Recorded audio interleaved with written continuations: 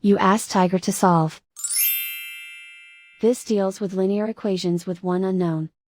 The final result is k equals 4. Let's solve it step by step. Simplify the expression.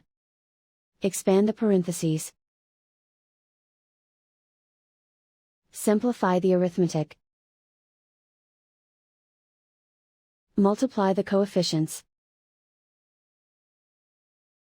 Group all k terms on the left side of the equation.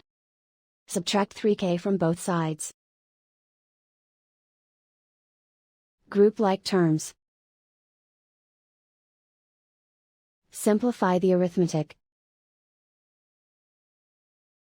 Group like terms. Simplify the arithmetic. Group all constants on the right side of the equation. Subtract 21 from both sides.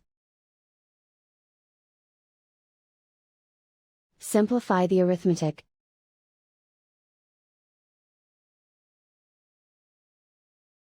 Isolate the k. Divide both sides by -6.5. Cancel out the negatives. Simplify the arithmetic. Cancel out the negatives. Simplify the arithmetic.